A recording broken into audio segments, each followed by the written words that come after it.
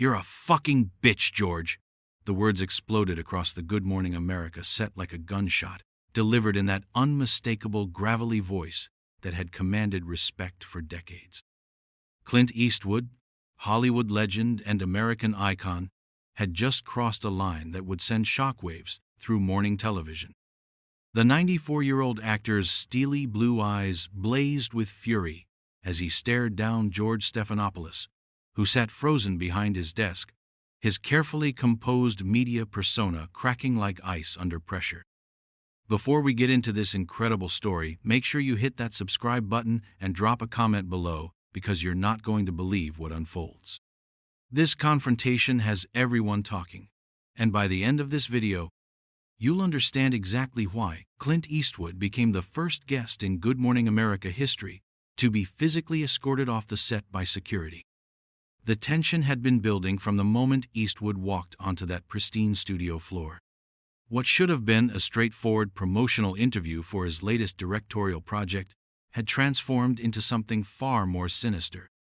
George Stephanopoulos, the former Clinton administration operative turned morning show host, had clearly come prepared for battle.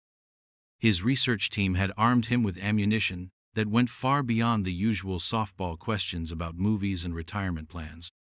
The interview began innocuously enough, with Stephanopoulos flashing his trademark politician's smile as he welcomed the legendary filmmaker. "Clint Eastwood, thank you for joining us this morning. At 94, you're still directing, still acting, still pushing boundaries in Hollywood. Tell us about this new project." His voice carried that practiced warmth that had made him a television fixture, but there was something calculating lurking beneath the surface.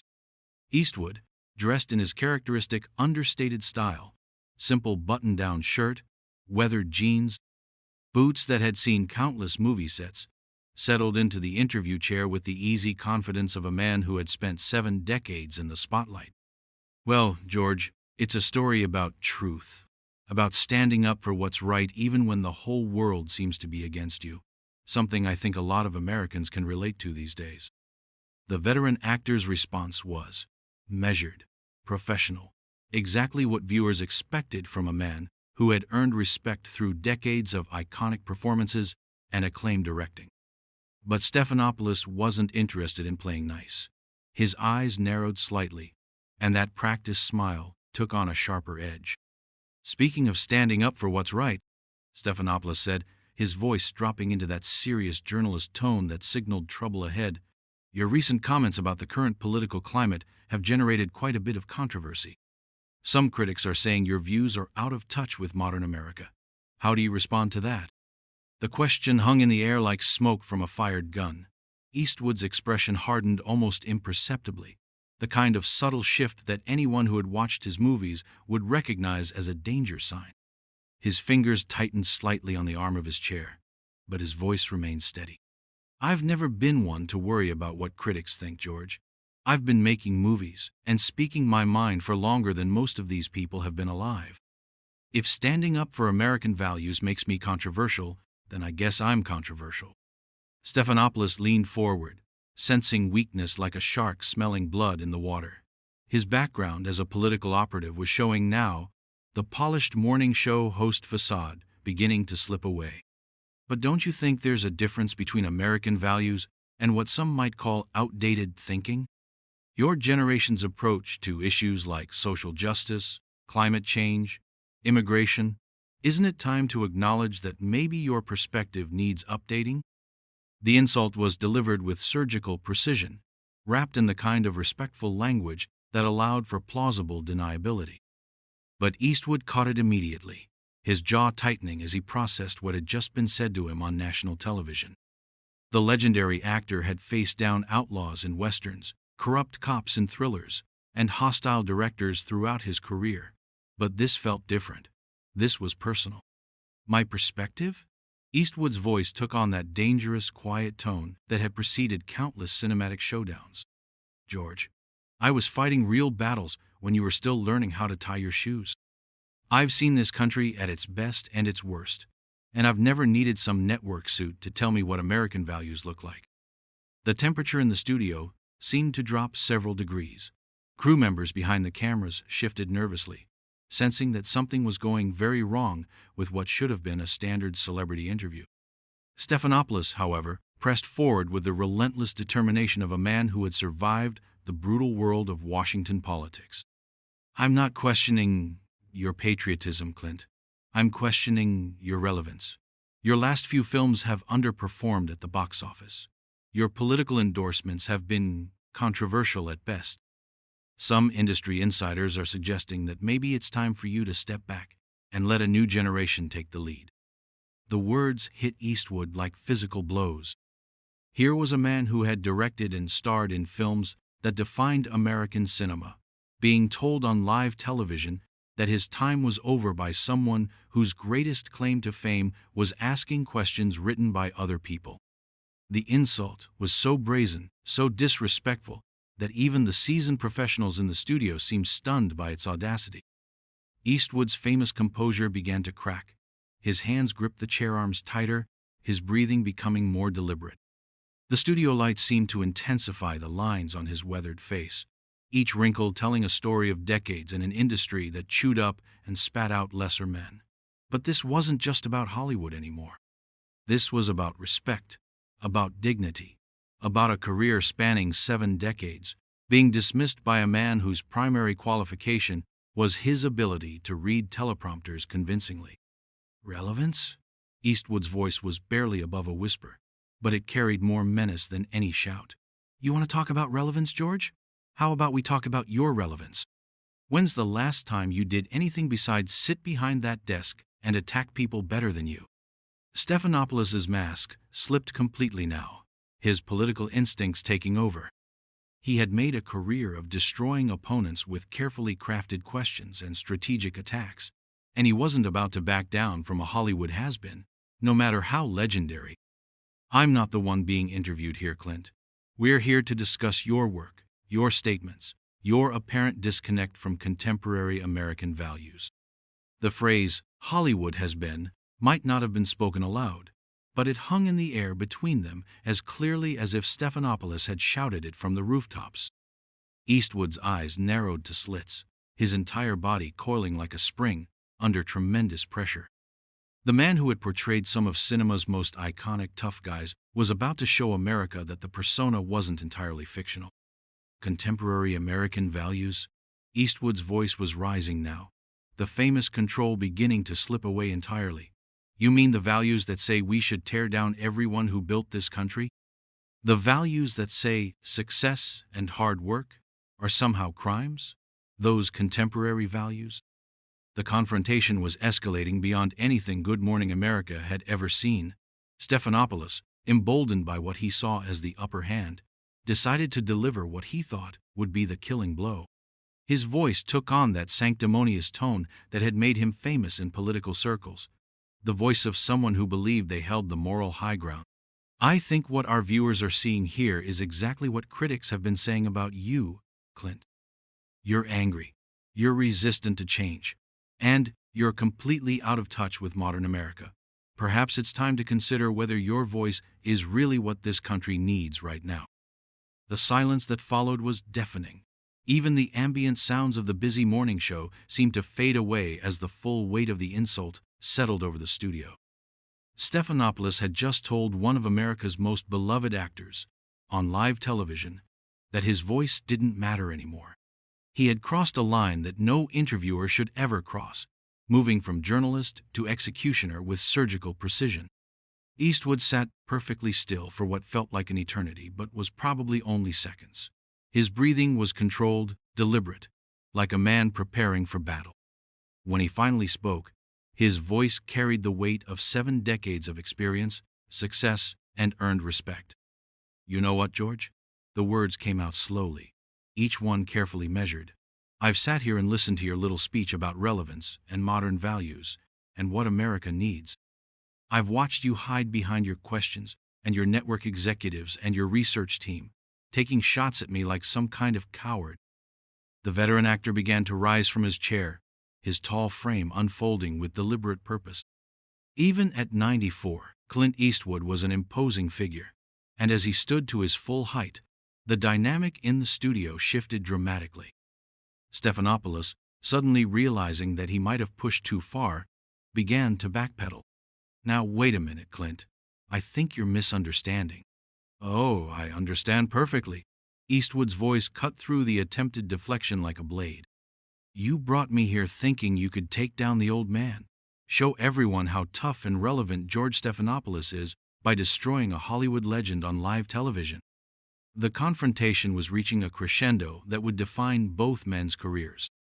As Eastwood towered over the suddenly nervous host, it became clear that what had started as a promotional interview was about to become something much more dangerous. Something that would force both men to reveal who they really were beneath their carefully constructed public personas. Stephanopoulos, his political survival instincts kicking in, attempted to regain control of the situation with the smooth deflection tactics that had served him well in Washington.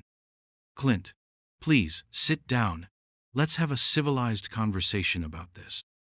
I think you're taking my questions out of context.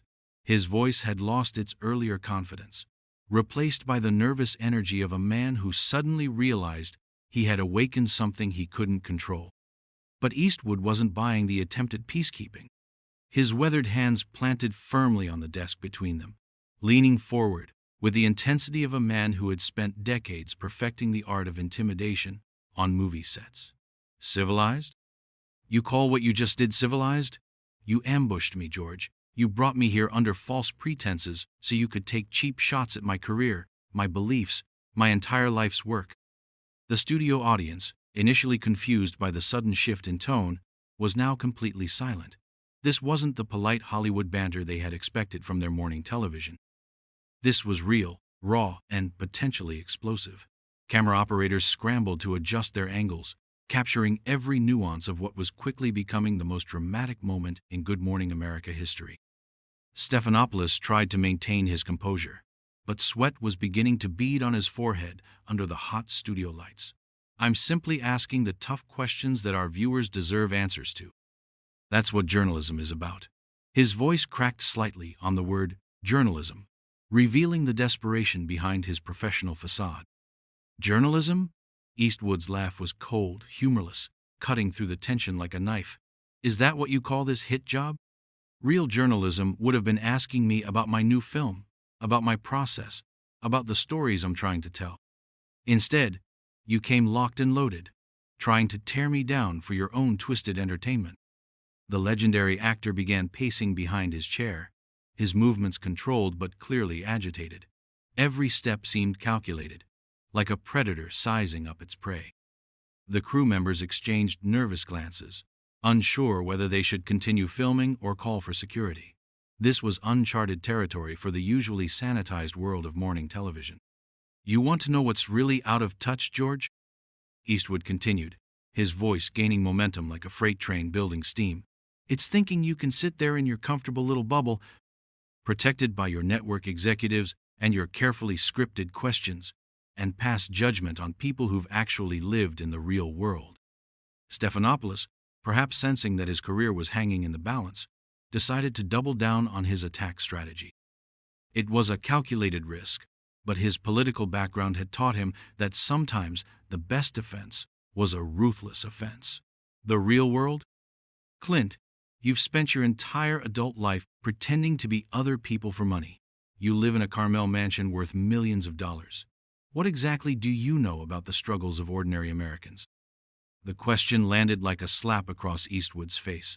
His pacing stopped abruptly, and he turned to face Stephanopoulos with an expression that would have sent shivers down the spine of any Western villain. The temperature in the studio seemed to drop another 10 degrees as America watched one of its most beloved actors reach his breaking point on live television. What do I know about struggle? Eastwood's voice was deadly quiet, the kind of whisper that preceded violence in his films. I was digging swimming pools and working in lumber mills when you were sucking up to politicians in college. I've earned every single thing I have through blood, sweat, and decades of hard work. He began walking around the desk, closing the physical distance between himself and the increasingly nervous host. Stephanopoulos instinctively rolled his chair backward, but there was nowhere to go on the confined set. The hunter had become the hunted, and everyone in the studio could sense the shift in power dynamics. "You want to talk about ordinary Americans?" Eastwood continued, his tall frame now looming directly over the seated host. "I've played characters that represent the best of what this country stands for. I've told stories about honor, courage, and doing what's right even when it's hard. What have you done besides ask other people questions and count your network paycheck?" Stephanopoulos was now visibly trembling, but his journalistic training and political instincts wouldn't let him back down completely. In what would prove to be a catastrophic miscalculation, he decided to launch one final, devastating attack. "Those characters aren't real, Clint. They're fantasies. And maybe that's the problem. You've spent so long playing tough guys that you've forgotten the difference between fiction and reality." The words hung in the air like the calm before a tornado. Every person in that studio, from the seasoned camera operators to the fresh-faced production assistants, knew that something irreversible had just happened. Stephanopoulos had just accused Clint Eastwood, to his face, on live television, of being unable to distinguish between his movie roles and real life. It was the kind of insult that could end careers, destroy friendships, and create enemies for life. Eastwood's reaction was immediate and terrifying in its intensity. His face flushed red with rage, his hands clenched into fists at his sides. For a moment, it seemed like the 94-year-old actor might actually take a swing at the cowering host.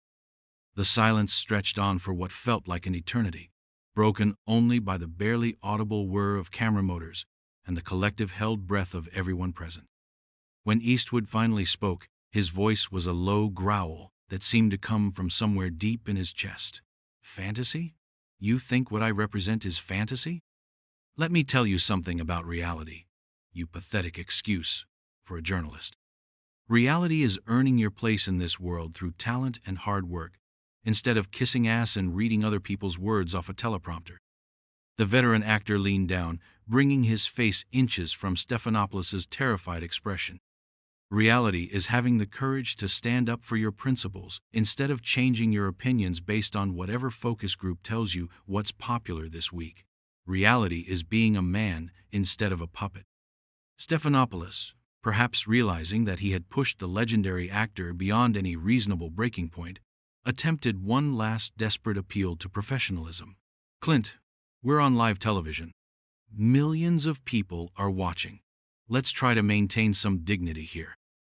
The plea for dignity was the final straw. Eastwood straightened up to his full height, his eyes blazing with decades of accumulated frustration at being disrespected by lesser men who had never earned their positions through merit. "Dignity? You want to talk about dignity after what you just put me through?" His voice began rising, the famous self-control that had made him a Hollywood icon finally cracking under the pressure of sustained attack. "You dragged me onto your little show, ambushed me with your gotcha questions, insulted my career, my beliefs, and my intelligence, and now you want to lecture me about dignity?" The studio was now in complete chaos. Producers were frantically signaling to cut to commercial, but the drama was too compelling, too real, too explosive to interrupt. This was the kind of television moment that would be replayed and analyzed for decades to come. Nobody wanted to be the person who cut away from what was clearly becoming broadcast history.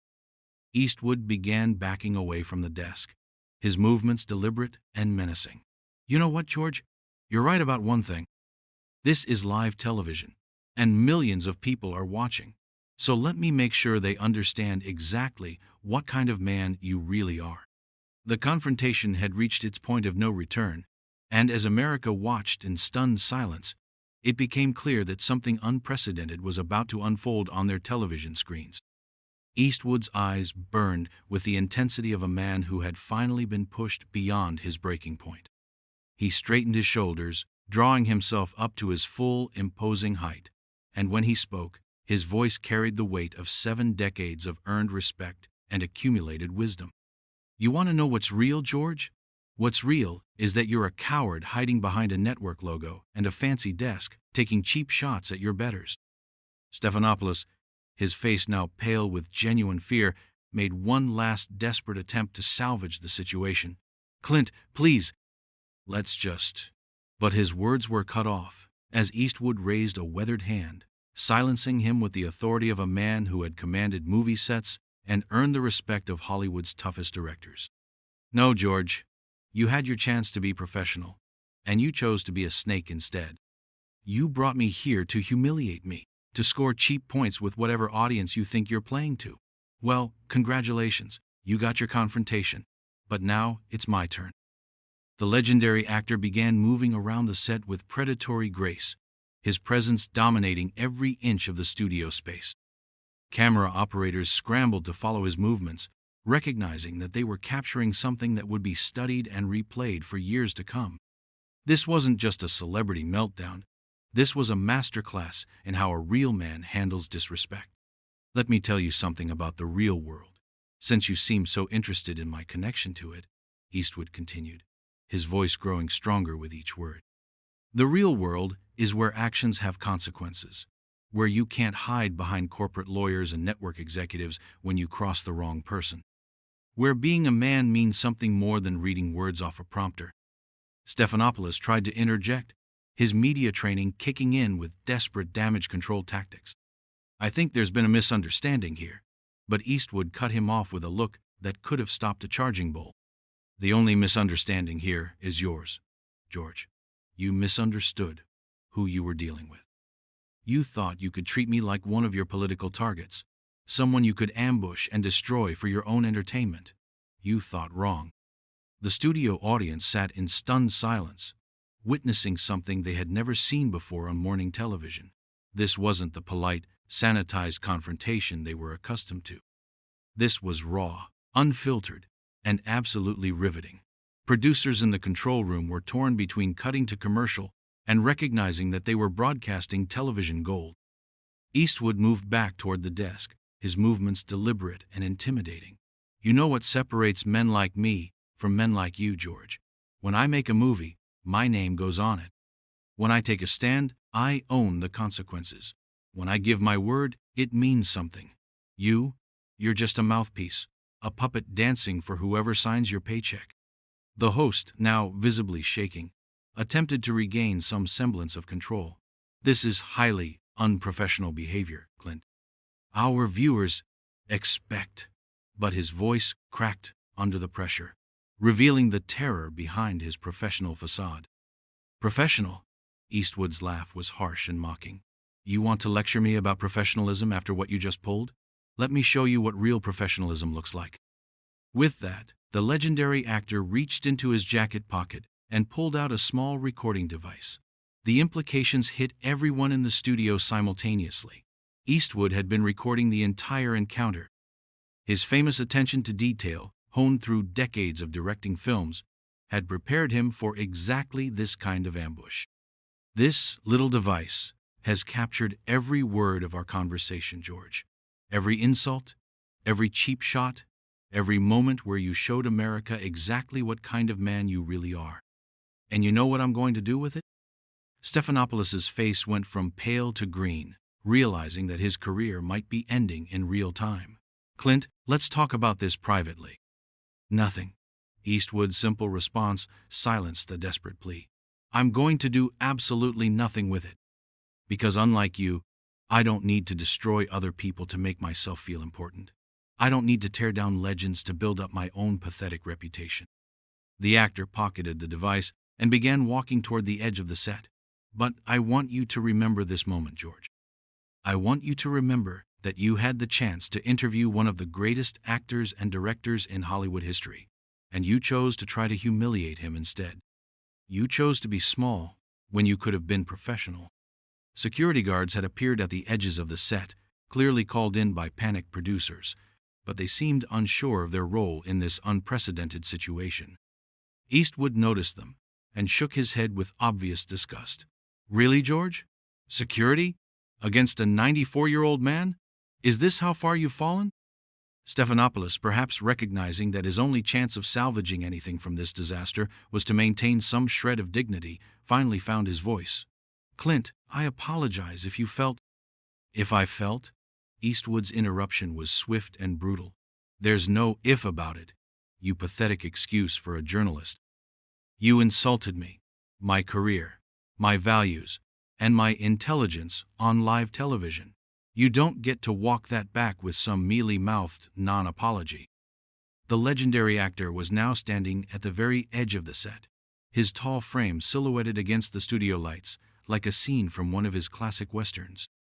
When he spoke again, his voice carried the finality of a judge pronouncing sentence. You know what the difference is between you and me, George. When people think of Clint Eastwood, they think of integrity, talent, and authenticity. When they think of George Stephanopoulos after today, they'll remember the man who tried to destroy a Hollywood legend for ratings and got called out as a fucking bitch on live television.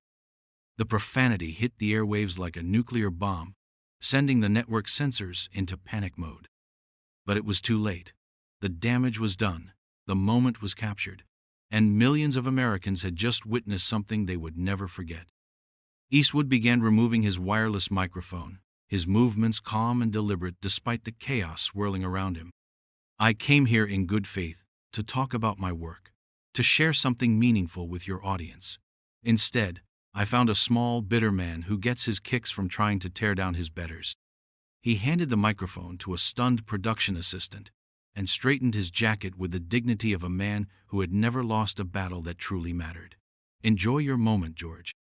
Enjoy knowing that you'll be remembered as the man who couldn't handle interviewing a 94-year-old actor without turning into a vicious little coward. Stephanopoulos made one final, desperate attempt to salvage something from the wreckage. Clint, wait, we can work this out. But Eastwood was already walking away, his boots clicking authoritatively on the studio floor. Without turning back, he delivered his final line with the perfect timing that had made him a cinematic icon. Work it out? George, the only thing that needs working out is how you're going to explain to your bosses why you just humiliated yourself and your network on live television. As America's most beloved tough guy disappeared through the studio doors, leaving behind a devastated host and a crew in complete shock, it became clear that television history had just been made. The man who had faced down countless movie villains had just proven that his legendary toughness wasn't confined to the silver screen.